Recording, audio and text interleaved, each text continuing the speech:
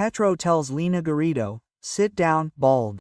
Her response leaves Colombia speechless. When Gustavo Petro told Representative Lina Garrido, sit down, bald, during a live hearing, the entire Congress of the Republic froze. She then gave a response so precise and calm that it left even her closest allies speechless. The cameras of the institutional channel recorded every second. Bright lights buzzed overhead. The plenary session on political control had been going on for more than 6 hours, but the atmosphere was still electric. Journalists were bent over their cell phones. Everyone knew that something big was about to explode. Before we begin, give it a like and subscribe so we can keep creating stories like this. President Petro sat at the main table, as unfazed as ever, flipping through some papers as if he didn't have a single concern. Dressed in his typical white guayabera, he looked like someone who was not used to being questioned, much less by a representative from Araucania who had no time for political games. Representative Lina Garrido, elegant in a royal blue blazer, adjusted her microphone and spoke calmly, without taking her eyes off him. Mr. President, she said, reviewing documents, can you explain why there are such significant gaps in the 2023 and 2024 management reports in the allocation of resources for the border regions? Petro looked up, leaned back in his chair, and smiled smugly. I have been more transparent than any previous administration, he replied, dismissing her question. And frankly, his tone is disrespectful toward the presidential office. Garrido did not flinch. Respect is not a tone, Mr. President. It is earned with concrete actions toward forgotten territories. A few murmurs spread through the chamber. The cameras zoomed in. Petro shook hands with Desden and then, with the confidence of someone who has never faced real consequences, looked her directly and uttered the words that would change everything. Sit down, Baldy. The comment fell like a bolt of lightning. The chamber froze completely. The President of Congress lowered his gavel slowly, unsure whether he should call for order. Some attendees stopped writing. Several members of Congress lowered their gaze, but no one dared to say anything. Garrido did not react immediately. He blinked once, then again. He let the moment sink in, adjusted his microphone, leaned forward, and looked at him with a clarity possessed only by those who have fought from the bottom. Let me explain something to you, Mr. President, he said in a soft, deliberate voice. I may have spoken this way to many women in your political life, but I am not here to serve you. I am here to serve the truth and the people of Araucania who elected me. If my questions about social investment make you uncomfortable, perhaps that says more about your management than about my way of asking. The silence grew even thicker. An attendee whispered, son of a. Garrido remained unfazed, and one more thing. His inability to respond with concrete facts without resorting to derogatory language is not leadership, it is evasion. And today he will not evade the answers that the people of Arauca deserve. Petro said nothing for several seconds. He tapped the table with a pen, searching for a retort that never came. The President of Congress finally spoke. Mr. President, answer the question of the honorable representative. But the moment had already stolen all the attention. It was no longer about budgets, it was about power and who could exercise it without consequences. In the press booths, the producers were rushing. Cut that out. It's going to be all over the news. In 15 minutes, the exchange went viral. Twitter, Facebook, and Instagram exploded. The phrase, sit down bald, became a national trend, but not as Petro would have imagined. In Arauca, a woman interrupted her lunch to watch the clip. That bald woman did respond properly. Garrido's words touched something deep in the Colombian soul. The silence wasn't one of surprise, it was one of recognition. The representative didn't raise her voice. She didn't pound the podium, she simply stood there calmly, scanning the next page as if the president hadn't tried to belittle her with a word that carried centuries of machismo. Representative Carmen Vasquez murmured, "Master class, that's how it's done." On the other side, Senator Mauricio Lascano whispered to his aide, "The whole political dynamic just changed." Petro's face had completely changed. His smile had disappeared. He tried to regain control. "I'm just saying there are appropriate ways to address the government." but no one answered him. Garrido resumed his questions in the same professional tone. He never addressed what had happened. He didn't need to. The moment had already served its purpose. Outside the capital, the mobile units were reorganizing their broadcasts. PETRO says, representative getting banged up during political control. In living rooms across the country, people were replaying the video, sharing it. In Medellin, 2 teachers were stunned. Really, she told him, bald. And she put him in his place like a queen. In Bogotá, a political science student created a Twitter thread, because this moment matters more than you think. By the next morning it had 100,000 interactions. Journalists crowded around waiting for Garrido to make a statement, but her team had set up a perimeter. She wouldn't make any immediate statements. She left silently, escorted by assistants, avoiding the cameras. Her body language said it all. She wasn't looking to go viral. That night, her communications director, Carlos Perez, opened his phone. 3 million views in 5 hours. Even trending, celebrities quoting her response. Do you know they're calling that the response of the century?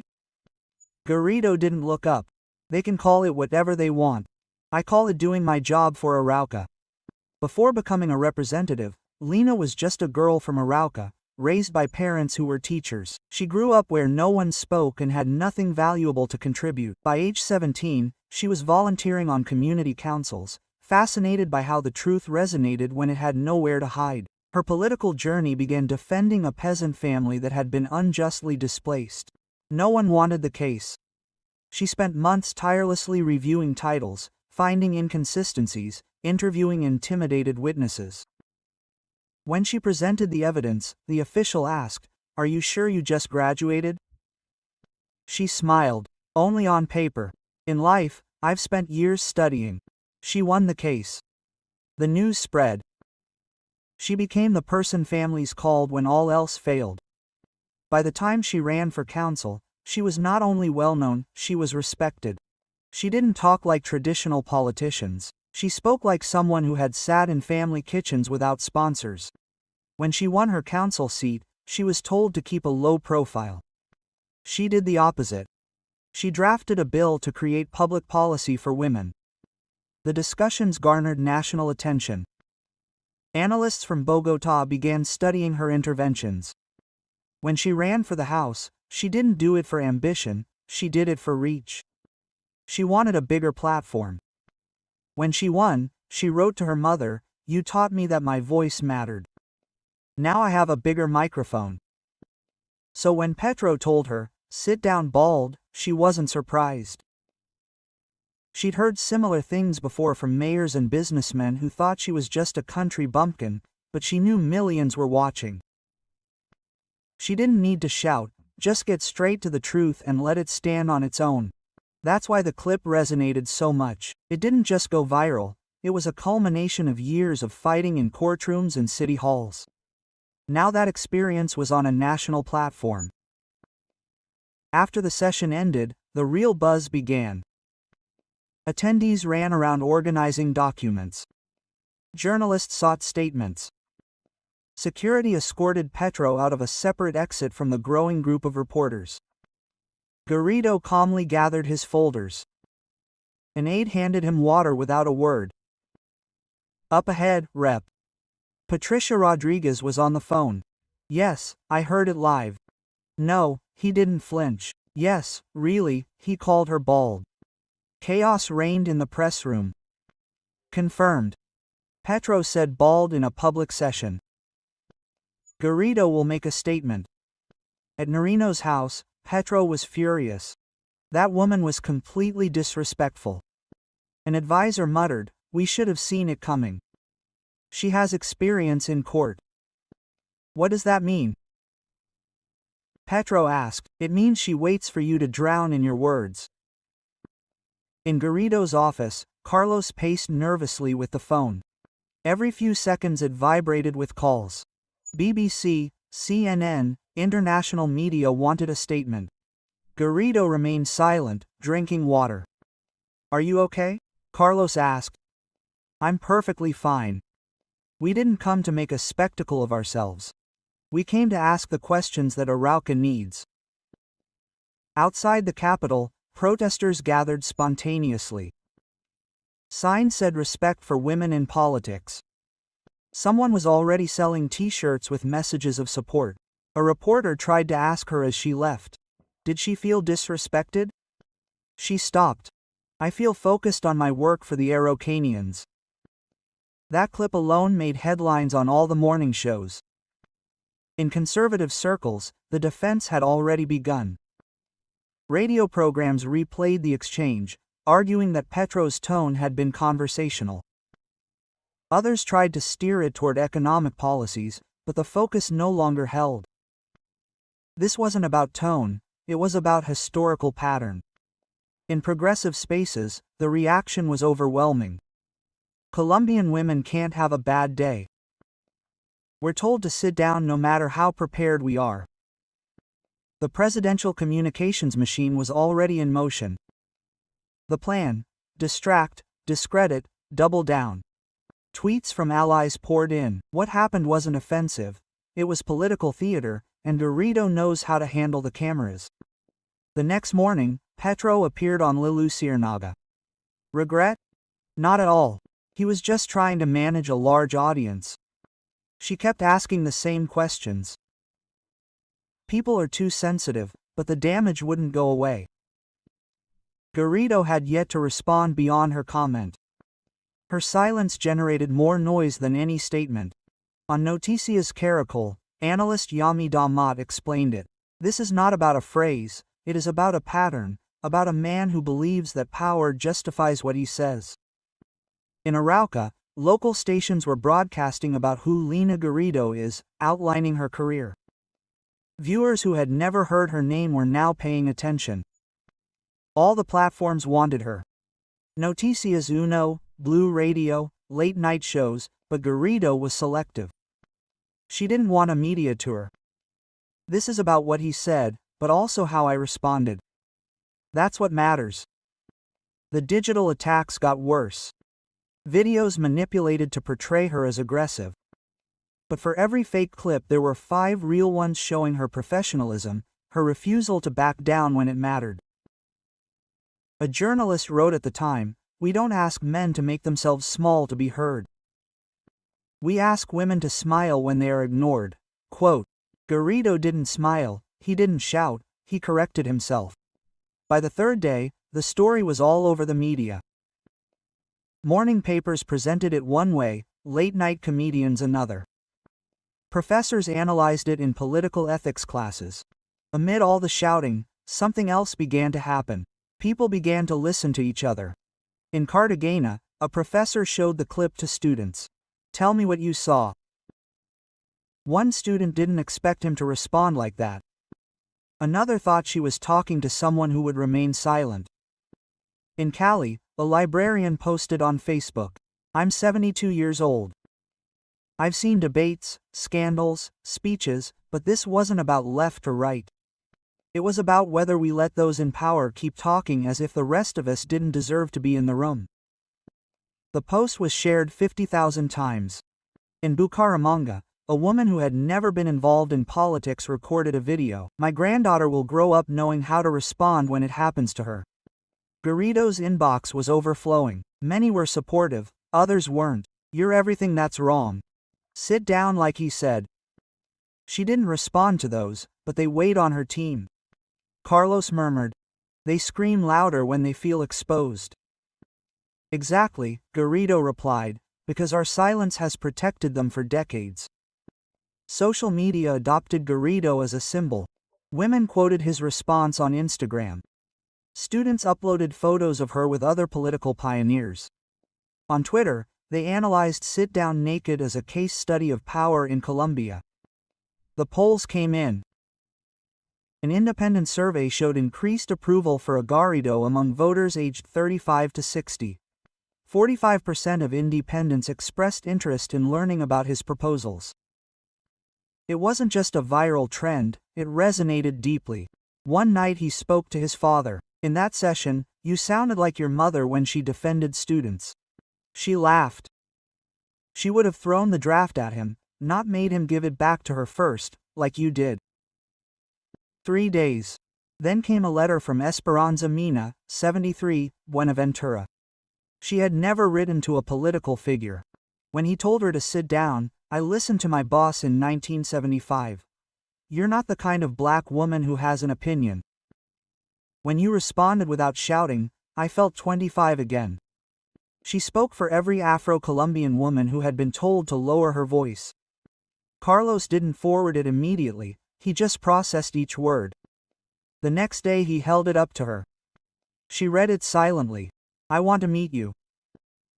They arranged a private viewing in Buenaventura, no cameras, no ads. When Esperanza arrived with her worn notebook, Garrido stood up. I'm not here as a representative today, I'm just Lina. Esperanza smiled. And today I'm not 73, I'm 25. You brought me back to that time. They talked for 2 hours. Esperanza told about growing up in violence, being passed over for promotions by men she had trained. I stopped raising my hand. I thought it was pointless. Finally they hugged.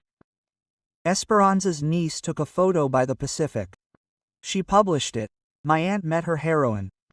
They talked about dignity. The photo went viral. Shared by Mabel Lara, Piedad Cordoba, Adriana Lucia. Esperanza became a national reference. She refused all interviews, only writing to El País de Cali that she was heard. A week later, more similar letters arrived, not only from older women, but also from young professionals, students, mothers, and rural businesswomen. They all shared experiences of being silenced, minimized, and called derogatory names. The phenomenon spread internationally. The nation of Argentina, the response that inspired a Latin American generation. El Universal of Mexico, when respect is earned with dignity. At Casa de Nariño, they noticed changes in the polls. For the first time in months, Petro's numbers dropped significantly among female voters. In the crisis meeting, Mr. President, we have lost 8 points among women between the ages of 35 and 60. This is getting stronger. Petro looked angrily. It is disproportionate. A casual phrase cannot generate this impact. The problem is that it's no longer about the phrase, it's become something bigger. They suggest that a public apology might help. Absolute silence. Why should I apologize for speaking directly? The following day, at a press conference, Petro addressed the controversy. What happened has been magnified by sectors of the opposition and the media that are looking for any pretext to attack the transformations we are promoting. Garrido has the right to ask questions, I have the right to respond appropriately, but we will not allow a natural conversation to become a political weapon. Natural conversation resonated immediately. Within 2 hours, natural conversation was trending, but ironically for documenting everyday machismo. Garrido broke his silence. If the president considers that addressing an elected representative by calling her bald constitutes natural conversation, we have very different concepts of institutional respect. As a representative of Arauca, I will continue to ask the questions that my constituents deserve, regardless of whether the president finds my constitutional function natural. The contrast did not go unnoticed. When push comes to shove, Dario Arizmendi, while the president talks about political attacks, the representative talks about institutional respect. Voices of support began to emerge from unexpected sectors. The former president of the Constitutional Court wrote, "Your response demonstrated the kind of institutional restraint we need." Former Minister German Vargas Lleras tweeted, "Form matters in politics. Respect between institutions is non-negotiable." Quote, this cross-cutting support strengthened Garrido and weakened the partisan attack narrative. Polls showed that it had transcended political lines and had become a conversation about democratic values. In Arauca, they organized a support event, not a political demonstration, but a civic meeting with ranchers, business people, professors, and students. The message was not partisan, it was about the respect that elected citizens deserve. A law student took the microphone. Dr. Lina showed us that you can defend your dignity without losing your composure, be firm without being aggressive, and that the truth is best maintained with serenity. Samana headlined, Eris supports his representative when politics transcends parties. Concern was growing at Narino's house. They had underestimated the impact. What they thought would be controversy had become a defining moment in days. The chief of staff presented a worrying report. It has become a point of reference. Every public statement generates comments about the Garrido episode. Furthermore, it is used in universities as a case study on political communication and institutional respect. PETRO irritated. A casual phrase will define my presidency. No, sir, how we have handled the situation could be defining the perception of your leadership. PETRO decided to change strategy. In Medellin, when a journalist asked about the controversy, he replied, "What is really happening is a systematic attempt by the establishment and the concentrated media to distract from real transformations. They use any pretext, any word to divert the conversation from what matters. The fight against inequality, the defense of natural resources, and the construction of peace. They resort to media manipulation, misrepresentation of contexts, and taking advantage of situations to create artificial controversies. This narrative attempted to insert the incident into the framework of political confrontation established since his arrival, but it did not work." The response was immediate. It is not manipulation, trended with videos of the original exchange where users pointed out that the official cameras broadcast everything live. Garrido responded, "The president has the right to interpret as he sees fit. My responsibility is to keep the focus on the issues we brought up. Social investment in border regions, strengthening rural education, developing infrastructure for abandoned communities. These issues are not media manipulation, they are real needs of real citizens who deserve real answers." Once again, Garrido elevated the debate. While PETRO spoke of conspiracies, she kept the focus on concrete policies. In The Informants, Maria Jimena Duzon, we see a clash between two styles, one that seeks to polarize each controversy, another that tries to keep the focus on underlying issues. The incident had opened a national conversation about respect in public spaces, dignity in representation, and the quality of democratic debate. In schools and universities, professors use the exchange as an example in ethics, communication, and civic education. A month later, according to an Imbemer survey, 67% considered Garrido's handling of the situation exemplary. Only 23% approved of PETRO's response. 54% stated that their perception of the importance of forms in politics had changed. These numbers alarmed the presidential team. This was not a passing controversy, but a change in citizen expectations. In the Extraordinary Council of Ministers, PETRO, we cannot allow a minor situation to become a permanent distraction. The data suggests that the Minister of Education is no longer a minor situation. She has touched something profound in citizen perception. What does she suggest then? Perhaps recognizing that forms are as important as content, especially for institutional dignity. PETRO listened in silence, but his expression made it clear that he was not convinced. Giving in would mean giving in to the critics and weakening his authority. 2 weeks later, during a regular session, Garrido presented his quarterly report on projects for Arauca. 20 technical minutes, well documented, focused on concrete results. He did not make a reference to the incident, he did not need to. In the end, something extraordinary happened. Representatives from different parties stood up to applaud for more than a minute. It was not partisan, it was recognition of the type of representation that many considered exemplary. The contrast was evident. While PETRO spoke of conspiracies, Garrido demonstrated a different kind of political leadership. In Cali, young people created politics with dignity, organizing debates based on rules of respect. In Barranquilla, businessmen formed a round table with principles of respectful communication and a focus on results. Everyone referred to Garrido's example as an inspiration. On W Radio Joyra Kerman, we see Garrido emerging as a model for the politics that many seek: calm, focused on results, respectful but firm. Aware of this dynamic, PETRO tried a different strategy at the Cartagena Forum. A transformational leader must communicate directly and authentically, even when it makes those who prefer traditional ways uncomfortable. Authenticity sometimes requires breaking with empty formalities that have characterized politics for decades. It was a sophisticated defense, but the response was mixed.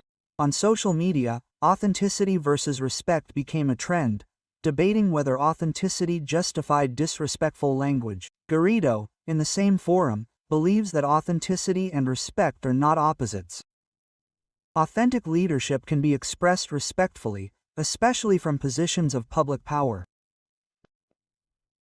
True authenticity includes the ability to recognize when our words have caused unintended harm and the willingness to adjust our communication to build rather than divide. Time praised her ability to maintain constructive discourse in the face of controversy. Viewer Garrido demonstrates that it is possible to be firm without being respectful. Garrido had established herself as an alternative voice, not through direct opposition, but by representing a different style of exercising public leadership.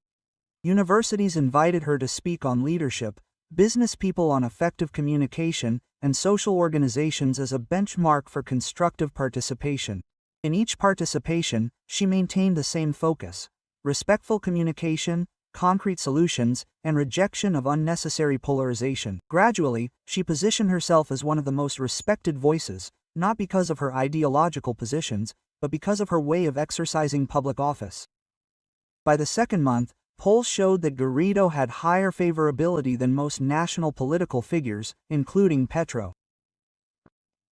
When asked about the type of leadership they preferred, the descriptions matched Garrido's style: respectful yet firm, focused on results, and able to maintain dignity under pressure. Journalists began asking him about future plans, including running for higher national office. Garrido handled it with the same serenity: "My current commitment is to the Araucanians who elected me. That term ends in 2026. Until then, my complete focus is on fulfilling that responsibility." The situation for PETRO continued to deteriorate. His refusal to acknowledge error had created a narrative of inflexibility that extended to other aspects of government. Every communications controversy generated references to Garrido's style as a foil. In a private meeting with party leaders, some expressed concern. "Mr. President, this issue will not go away if we do not address the perception about our style." Garrido has become a model of leadership that many admire. If we do not respond adequately, we risk consolidating the work against us. PETRO: "I will not modify my authentic way of communicating to meet the expectations of sectors that have never supported our project. If some prefer empty forms over transformative content, that is their right, but we will prioritize real transformations over superficial appearances." This response worried allies more, confirming that he did not understand the nature of the problem. It was not about empty forms versus transformative content, but about understanding that respectful forms are an integral part of democratic content itself. 3 months later, the situation had evolved into a fundamental difference in styles that defined the national political landscape. Garrido had emerged as a nationally respected figure for representing an alternative style of public power. 6 months later, PETRO finally decided to approach the situation differently.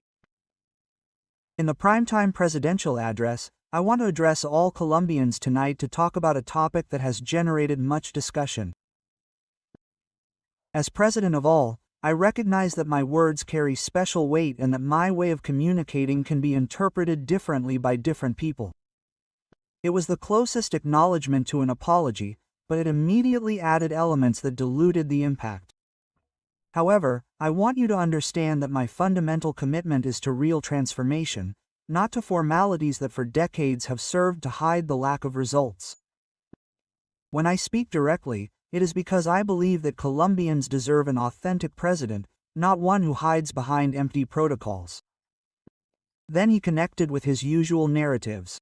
What is really at stake is not a conversation about forms, but a battle between two visions of the country. On the one hand, those who defend traditional ways that have kept this country in inequality for decades. On the other, those of us who believe that transformation requires breaking empty ways and speaking directly. Traditional powers, concentrated media, sectors that benefit from the status quo, have used this as a pretext to attack the transformations. They have taken a natural conversation between institutions and turned it into a smear campaign against a government that represents hope for change for millions of humble people. The discourse has evolved into familiar territory. This is not a new battle. It is the same against the establishment that resists change, against economic interests that prefer a president who speaks nicely while they continue to plunder natural resources, and against cultural imperialism that wants to impose communication models that serve to maintain the unjust order that we have begun to transform.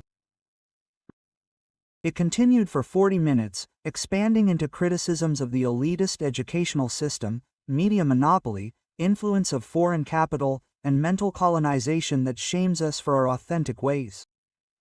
Towards the end, I tell Representative Garrido, for whom I have deep respect, that I will continue exercising my presidency with the authenticity that characterizes this government of change. I tell the Colombian people that I will not allow empty forms to stand between this government and the necessary transformations. We will continue to speak truthfully, communicating directly, prioritizing real results over appearances that for decades have hidden corruption and inefficiency. History will not judge by the elegance of speeches, but by the depth of transformations that benefit the most humble. The reaction was polarized. Loyal followers interpreted it as a courageous defense, but a significant majority perceived it as a sophisticated evasion using ideological narratives to avoid direct acknowledgement. Presidential evasion trended, noting that he had spent 40 minutes explaining why he would not apologize, rather than acknowledging that his words were inappropriate. Garrido responded briefly, "I thank the President for recognizing my work.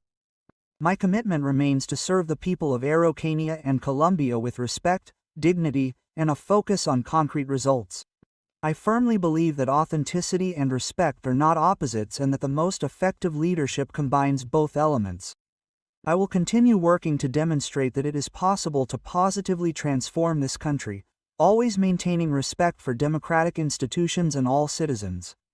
Quote, the difference between 40 presidential minutes and 2 paragraphs by Garrido did not go unnoticed. In Caracol News, we see a contrast between a style that seeks to justify and another that seeks to construct. This episode consolidated the perception of a fundamental difference in styles that transcended ideological differences. For many Colombians, the controversy had demonstrated the importance of respectful forms in public power and the ability of some leaders to maintain dignity and a constructive approach in difficult circumstances. Garrido had emerged with a strengthened reputation and positioning as a benchmark for a consolidated alternative style. PETRO had maintained the support of his loyal base, but lost the opportunity to expand his leadership to sectors that valued both transformations and respectful forms. 1 year later, when asked about the most significant moments of the period, the Garrido moment consistently appeared as a reference for the importance of combining firmness with respect in democratic leadership. And when asked about the leadership they preferred for the future, the characteristics mentioned coincided remarkably with the style that Garrido had demonstrated. What do you think this moment teaches us about the leadership that Colombia needs? Can a leader be authentic and respectful at the same time? Or are these concepts that inevitably come into conflict? Leave us your opinion in the comments and share this story if you think more people should reflect on these fundamental issues for our democracy. And so we come to the end of this story. I want to thank you from the bottom of my heart for joining me this far, for dedicating your time and attention to this content. Each like, each comment and each subscription mean a lot to me and are the engine that drives me to continue creating. If you like this video, don't forget to like it, subscribe if you haven't already and activate the bell so you don't miss any new content. Your support is invaluable. Before I say goodbye, I want to remind you that behind each video there are hours of work and dedication to this content. Work, passion, and dedication. So if you like this content, share it with someone else and help me reach more people. Thanks again for being here, for being part of this community. See you in the next video.